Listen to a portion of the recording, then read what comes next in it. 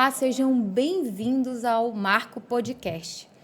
Hoje com a participação do MAP, Ministério Adventista das Possibilidades, com o encontro RAAFA, Rede Adventista de Apoio à Família Autista. Eu, Alessandra Sá, vou conduzir esses 35 minutos de boa conversa sobre família. E o tema de hoje está imperdível e especial. É sobre a experiência da família atípica. E nós temos aqui uma convidada sensacional, Kane Goulart, que ela é empreendedora social, neuropsicóloga, jornalista, formada em marketing, pós-graduada em comunicação empresarial, pós-graduanda em gestão escolar e graduanda em psicologia. Nossa, isso aí é uma inspiração para mim e para você. Vamos lá. Kane, seja muito bem-vinda no Marco Podcast. É uma satisfação ter você aqui conosco para compartilhar sobre a sua experiência e sobre toda a sua vivência, seu empenho como mãe profissional no âmbito do autismo, começando pelo âmbito familiar. Conta para a gente um pouquinho dessa vivência. Alessandra, eu agradeço por estar aqui com vocês, por ter você aqui conduzindo o bate-papo, que também é mãe, né? Sim. E aí a gente se identifica com algumas coisas que a gente fala, por você que está em casa também, está participando, e que a gente possa aqui desfrutar de bons momentos falando sobre essa experiência, né? E essa vivência, esse caminhar da vida atípica. Né? A gente utiliza muito esse termo, né? Porque é um caminhar diferente de uma família numa condução normal. Porque, primeiramente, a gente olha sinais de que não são os costumeiros normais, tidos como normais da nossa sociedade. Né? Então, você tem seus filhos. Eu tenho uma menina de 11 anos que teve todos os marcos ok, e quando, graças a Deus, Deus me deu ela para poder observar que o meu filho não estava acompanhando os mesmos marcos do neurodesenvolvimento. Né? E, a partir daí, então, há essa trajetória, né, na busca por um diagnóstico, na busca por entender o que estava acontecendo com ele, né? E aí vem todo um processo de aceitação, de negação, né? Da luta, do luto, da luta. E né? quando foi que a mãe Kênia percebeu essa diferença da primeira filha? Quando o Derek tinha 9 meses, ele agrupava as pedrinhas em quadrados. Ele não pegava um monte de pedras, por exemplo, para brincar de alguma forma. Ele arrumava tudo em quadradinho. Caixinha de lápis de cor, ele arrumava no Pantone certinho, como se tivesse acabado de abrir, com 1 ano e 3 meses. Né? A gente observou essas coisas, mas achou que era alguma coisa talvez diferente. Ele sentou, ele andou, ele caminhou tudo da mesma forma, Alessandra. Só que quando chegou na hora de falar, a fala não veio. E aí, quando a gente chamava ele pelo nome, ele não atendia. Mas a gente baixava o volume da TV e ele olhava. Então, o surdo, a gente acredita que não é. Mas o que ele tem, então, de fato? Né? Se a fala não vem, 1 ano e 3 meses. 1 ano e 3 meses tu Isso. começou a perceber começou essas a desconfiar. diferenças. Com 9 meses a gente começou já a ver, mas daí passou o tempo, né? É aquela coisa do familiar chegar e, né? O fulano falou com tal idade, ele vai falar. Né? Ele se desenvolveu. Isso, as comparações, né? E eu, muito inexperiente, não tinha família perto. Nessa época, a gente servia a Deus lá em Rondônia. Né? Eu sou de Joinville, Santa Catarina, natural. Então, toda a minha família estava em Santa Catarina. E a gente estava lá servindo a Deus sozinha. Lá eu já era jornalista, meu esposo pastor da igreja, e a gente com os 2 filhos ali. Então, essa inexperiência toda deu ouvido a muitas coisas e o tempo foi passando. Mas a gente foi vendo que, de fato, quando chegava num ambiente com mais crianças, esse desenvolvimento dele era diferente. Não tinha como a gente negar. Era visivelmente diferente. Né, uma questão social mais afastada, né, com 1 ano e pouquinho já se afastava um pouquinho das crianças, os demais brincavam, a interação dele era um pouquinho mais diferente, né? E aí com isso fez com que a gente buscasse um diagnóstico. Ele era não verbal ou ele falava, mas de maneira não compreensível? O Derek era não verbal. Não verbal. É considerado não verbal. Fazem 10 anos que vai fazer 10 aninhos esse ano, nós nunca ouvimos a voz dele. 10 anos. Nunca ouvimos ele falar absolutamente nada. Só que ele utiliza um tablet de comunicação. Então, hoje nós sabemos muitos gostos e desejos dele através desse tablet que a gente utiliza para comunicar, né? Tá, mas antes de entrar nessas adaptações aí corriqueiras da família, Quando veio o diagnóstico? Quando foi que a mãe Kenny entendeu, não, tem algo de errado, eu preciso de ajuda, eu preciso entender por que ele não é como a primeira? E a gente começou, então, a buscar em Rondônia os médicos e a equipe que conhecia sobre a questão do neurodesenvolvimento, a pediatra, né? A gente disse, olha, procure um neuropediatra. Comigo aqui está tudo certo, mas já que você está com a pulga atrás da orelha, procure um neuropediatra. E aí foi onde então, a gente ouviu pela primeira vez. A pediatra entendeu que estava tudo certo. Sim, entendeu que estava tudo certo. Mas eu continuava insistindo. Falei, não, eu tenho uma filha maior, mais velha, e ela não é. Não Isso é serve de alerta para as mães que estão nos assistindo, pais responsáveis, cuidadores, que é importante investigar e persistir. Exato. Porque existe o âmbito da convivência e quando você leva isso para o profissional.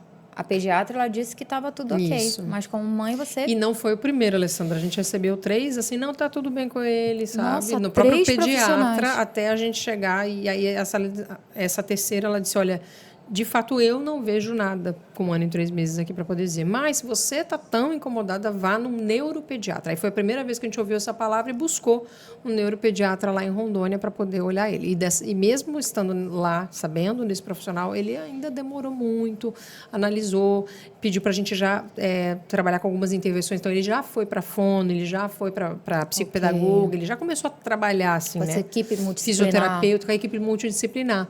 Mas não vinha. Não aí ele já estava com 2 diagnóstico. anos e pouquinho, já e nada. Então, a gente foi para Curitiba, né, num dos maiores nomes da neuropediatria lá, e ele, em 1h30, fez toda a testagem, observou todos os pareceres desses profissionais que já estavam com ele, e aí nos devolveu o nosso filho e nos deu o papel, né, com o diagnóstico de autismo. Nesse primeiro neuropediatra, em Curitiba, em Curitiba, daí. Ele já veio porque com o de Rondônia estava mais devagar, né? Porque há um receio, né? Hoje a gente consegue compreender. Então, o segundo profissional que você procurou... Que daí conseguiu fechar o diagnóstico, né? Com quantos anos? Com 2 anos e 10 meses daí.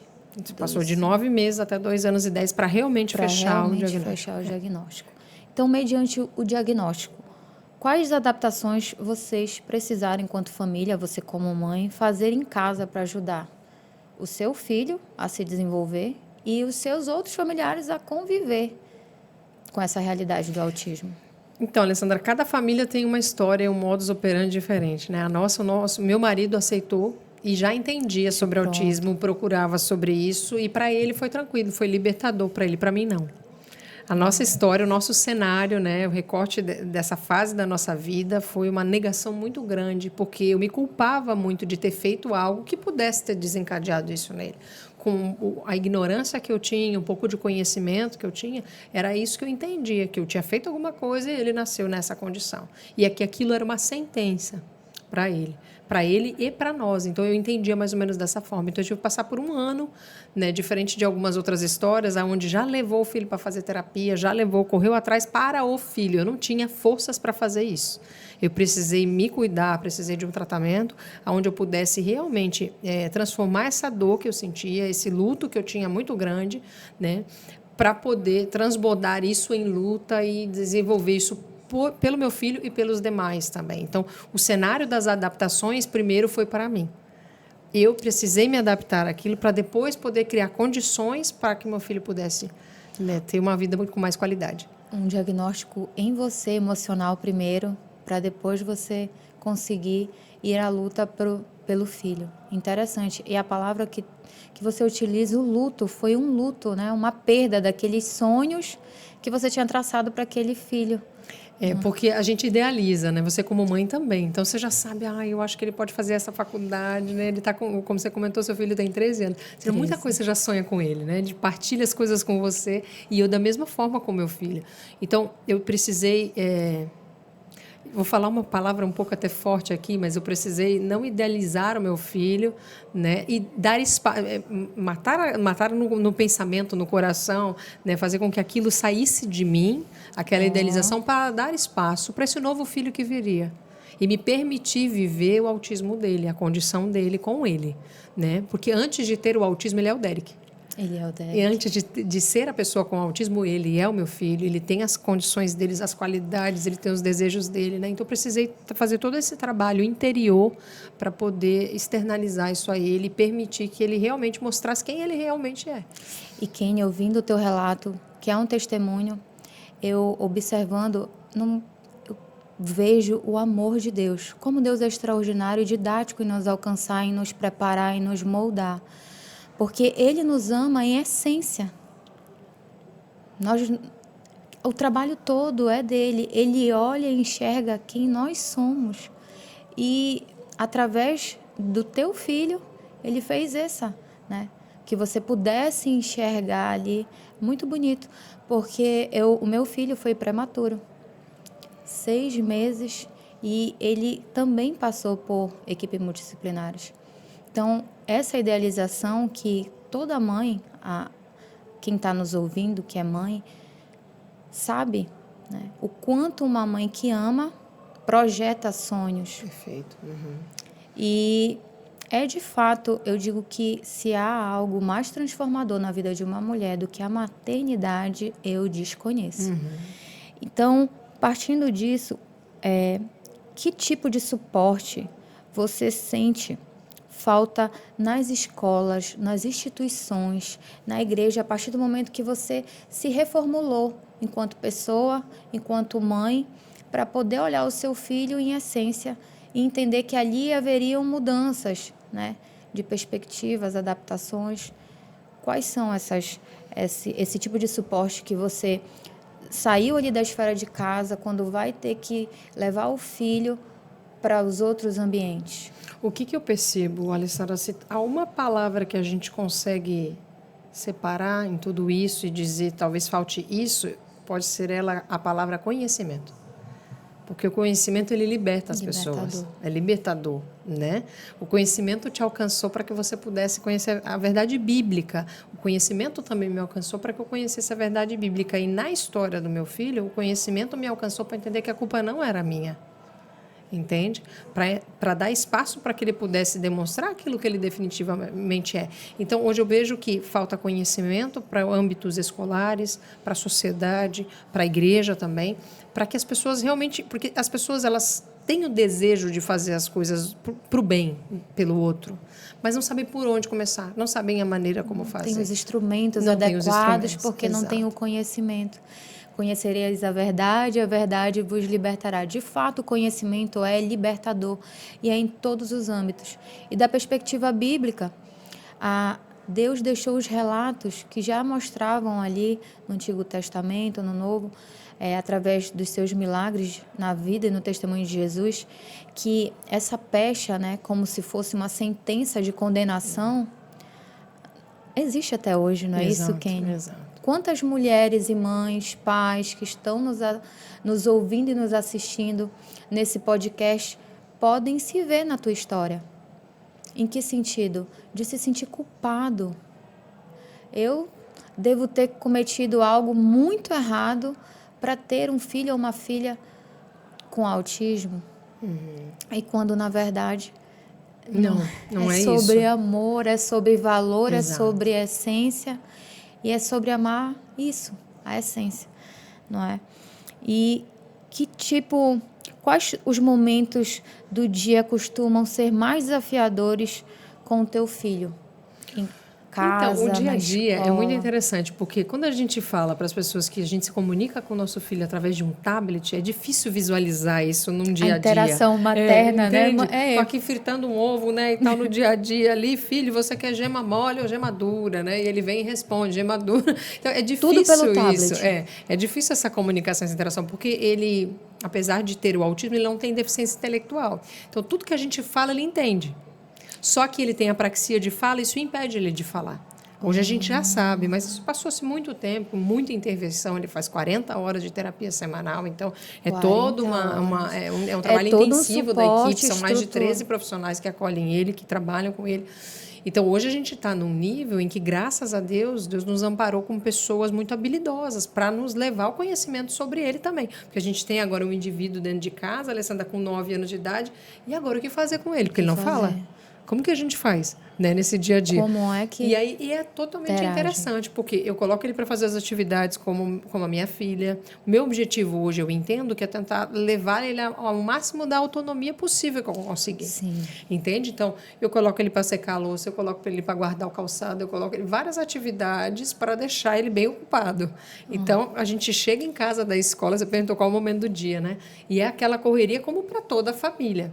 Só que para nós o desafio é de transformar essa comunicação verbal rápida, acelerada, numa comunicação mais devagar, onde a gente vai ter que respeitar ele para poder... Adequada e eficaz, Exatamente. né? Então, agora vai tomar dele. banho, volta aqui, vem jantar, vai lá, escova o dente, esse todo dia a dia que a gente tem, né? E uma curiosidade, ele, assim como os demais pré-adolescentes, tem 10, 11 anos, né? Sim.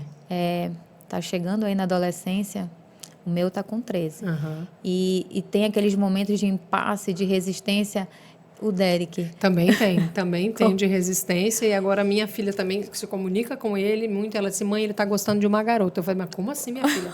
Né? Isso é muito avançado, eu não estou pronta para isso, não. Ela disse, mãe, ele está gostando de uma menina. Porque ela foi mostrando para ele algumas fotos, essa interação. A Amanda traz muito isso. Ela consegue traduzir muito bem ele para a gente também, né? A gente, apesar de ter um olhar...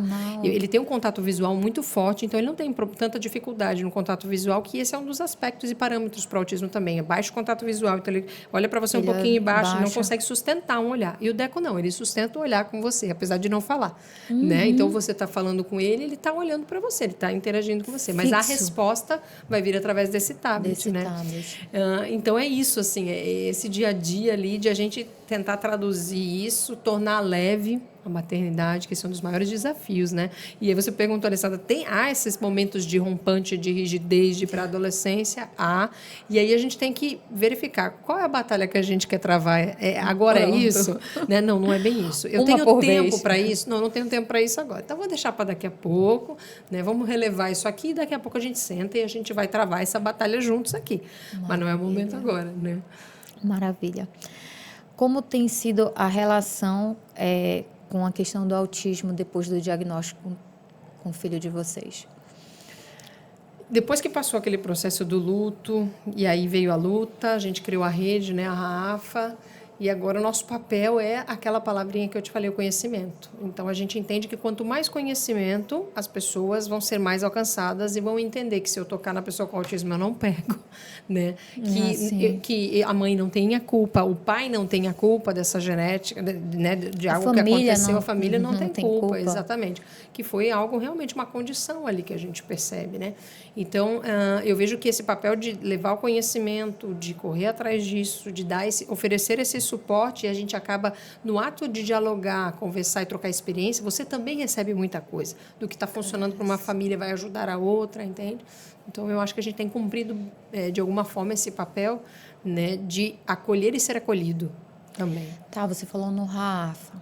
Explica para o nosso telespectador o que é o Rafa, o que significa o Rafa na tua vida enquanto mãe atípica e o que isso também impacta na vida de inúmeras outras famílias.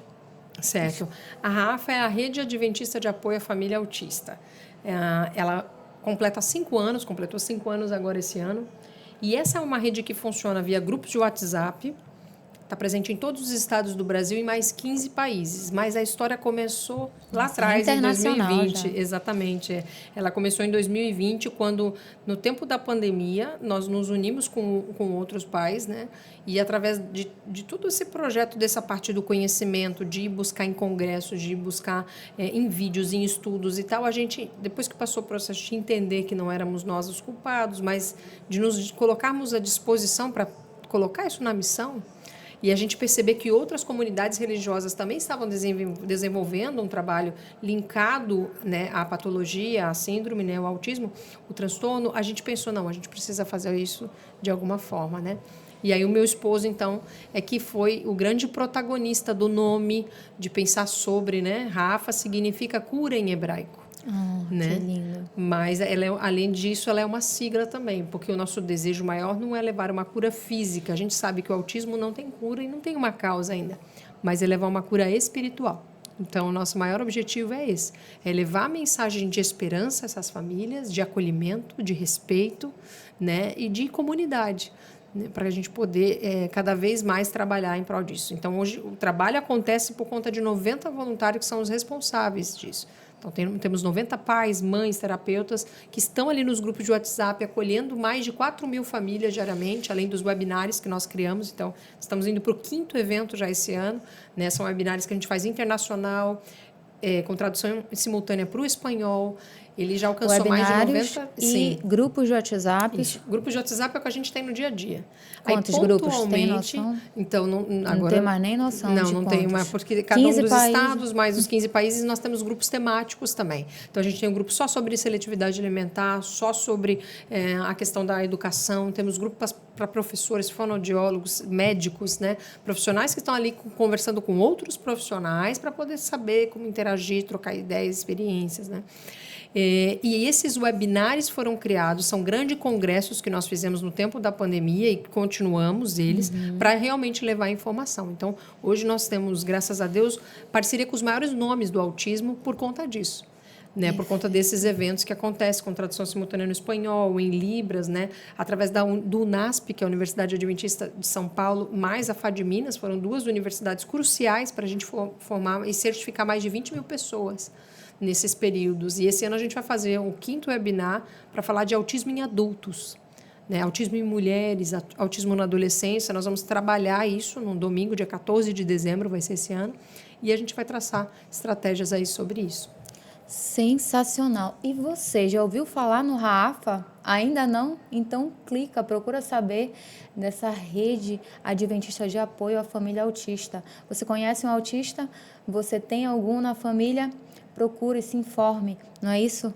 Exatamente, todos são bem-vindos. A informação é um pilar. No Instagram, @Raafa, com 2 As, raafa.autismo.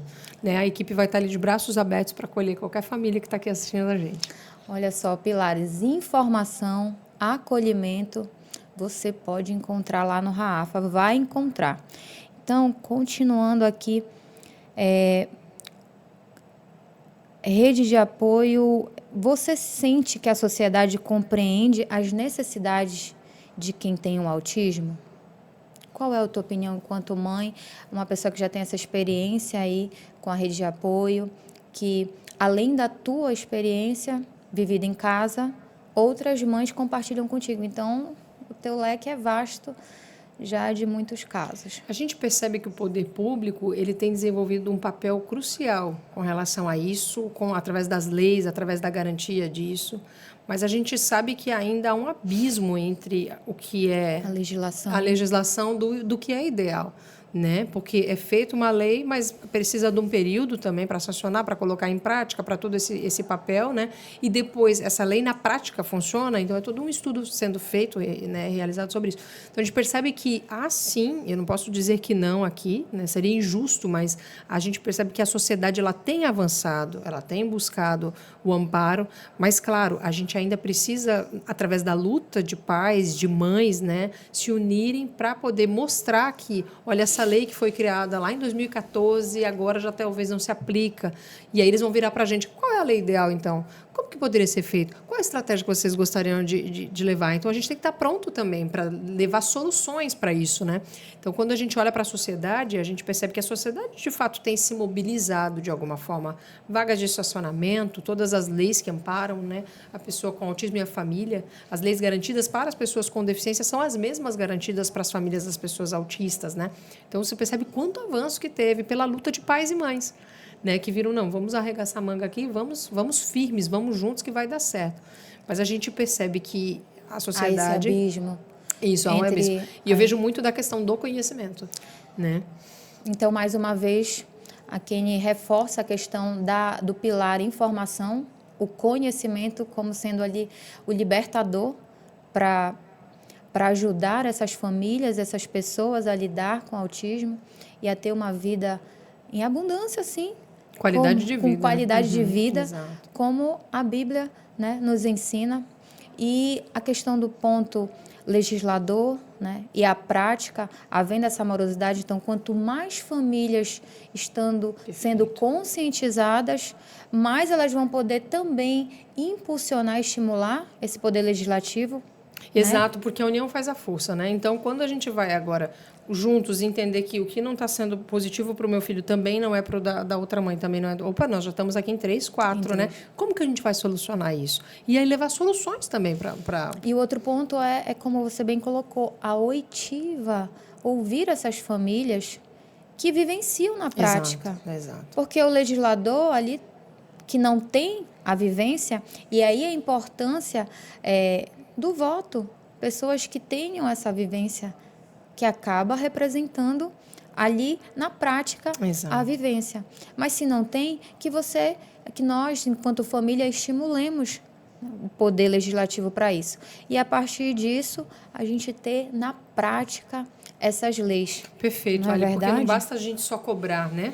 Existe uma lei, precisamos ir lá agora, Ministério Público, Defensoria e tal, exigir, cobrar, né? Mas a gente precisa levar soluções também.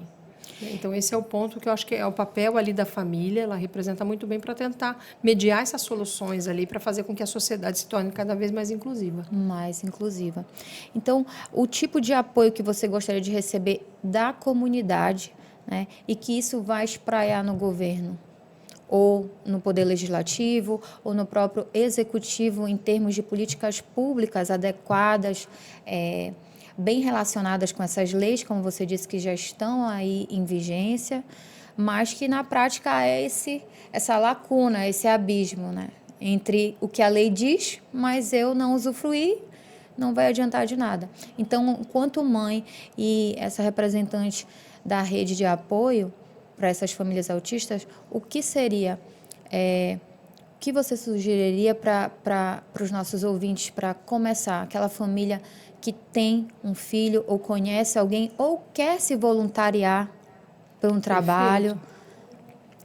A gente tem hoje uma parceria com Autismo Legal. No Instagram você pode digitar aí agora, né? Autismo Legal, pela Carla Bertin.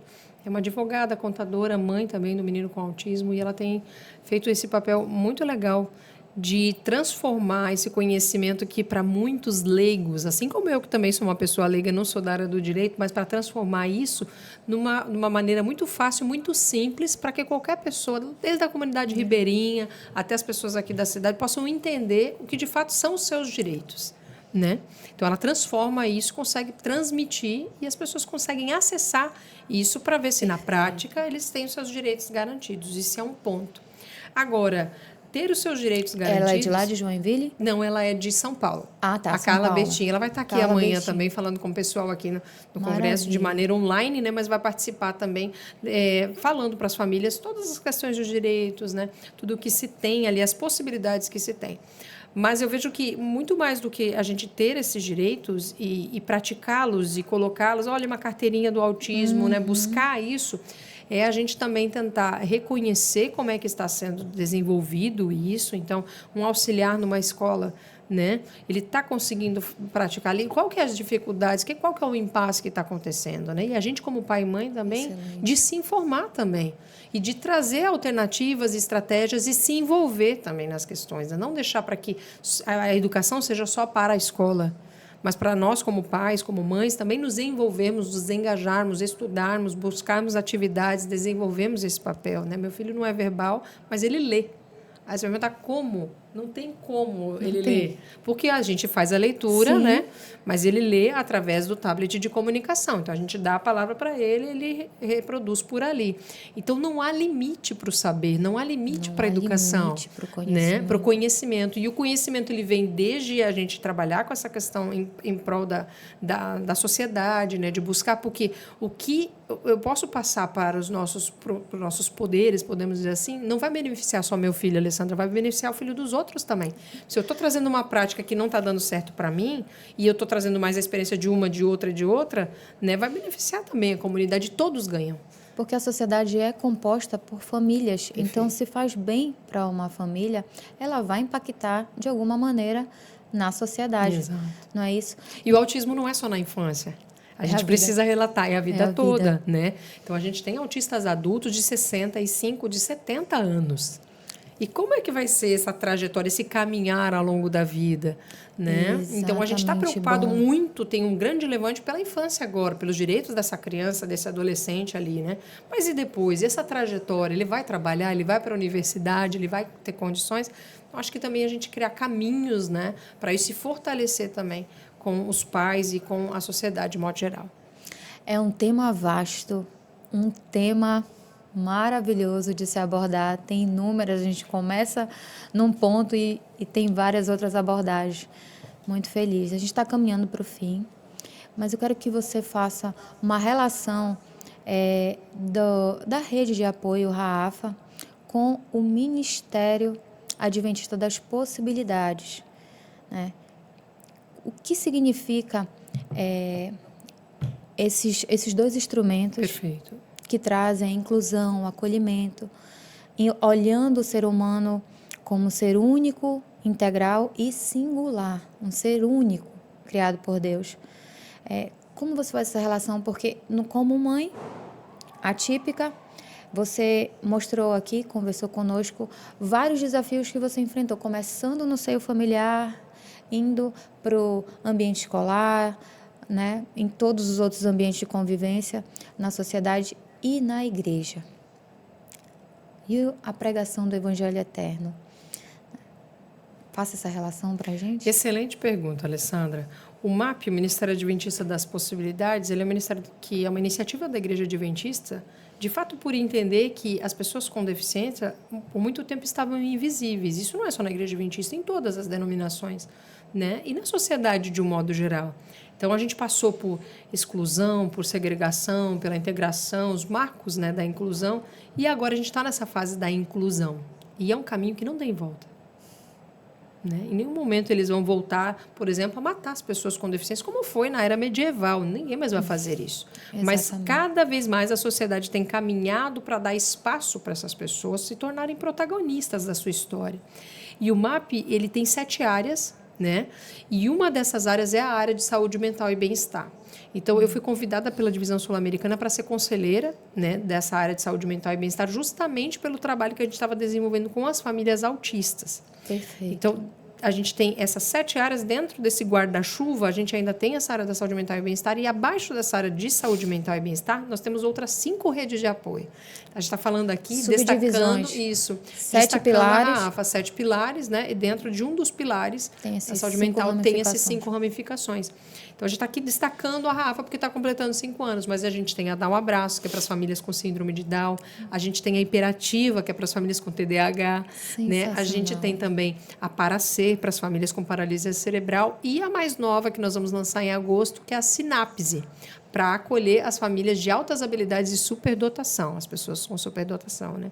Então, a gente percebe que não há mais como caminhar na pregação do Evangelho sem carregar e levar a todos, sem permitir com que essas pessoas desempenhem um papel na igreja, não por coitadismo, mas porque, de fato, são amados por Deus, são valiosos e necessários para o reino de Deus. Não há reino de Deus sem essas pessoas. Então, hoje eu vejo que nós precisamos amar cada uma das pessoas. E como que a gente faz para amar? É tirando as camadas daquilo que nos impede e acaba sendo um empecilho para a gente poder, de fato, abrir a nossa mente e ver que aquele coração que Cristo enxerga, nós também podemos ter a habilidade de enxergar. E quando isso acontece na nossa vida, Alessandra, é transformador. Hoje eu posso dizer que o MAP transformou a minha vida. Ele é o meu ministério, ele é o ministério do meu coração.